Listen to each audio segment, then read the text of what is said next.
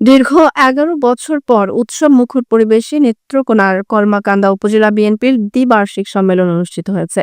শনিবার দুপুরে কলমাকান্দা মাল্টিপারপাস অডিটোরিয়ামে এই সম্মেলনের আয়োজন করে উপজেলা বিএনপির আহ্বায়ক এম খায়ের সভাপতিত্বে এবং জেলা বিএনপির যুগ্ম আহ্বায়ক এম মনিরুজ্জামান দুদুর সঞ্চালনায় সম্মেলনের উদ্বোধন ঘোষণা করেন নেত্রকোনা জেলা বিএনপির আহ্বায়ক ও বিশিষ্ট অর্থোপেডিক চিকিৎসক অধ্যাপক ডাক্তার মোহাম্মদ আনোয়ারুল হক।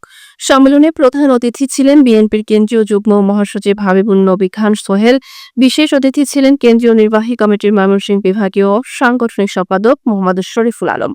প্রধান বক্তা হিসেবে বক্তব্য রাখেন কেন্দ্রীয় আইন বিষয়ক সম্পাদক ব্যারিস্টার কায়সার কামাল। এছাড়াও বক্তব্য রাখেন বিএনপির সহ সাংগঠনিক সম্পাদক অ্যাডভোকেট শাহ ওয়ারেস আলী মামুন, আবু ওয়াহাব আকন্দ, জেলা বিএনপি সদস্য সচিব ডাক্তার মোহাম্মদ রফিকুল ইসলাম হিলালি, সিনিয়র যুগ্ম আহ্বায়ক অ্যাডভোকেট মাহফুজুল হক, যুগ্ম আহ্বায়ক মুজিবুর রহমান খান, তাজিদুল ইসলাম ফারাজ, সুজাত, বজলুর রহমান পাঠান, আনিসুর রহমান পাঠান বাবুল ও অ্যাডভোকেট সিরাজুল ইসলাম খোকন প্রমুখ।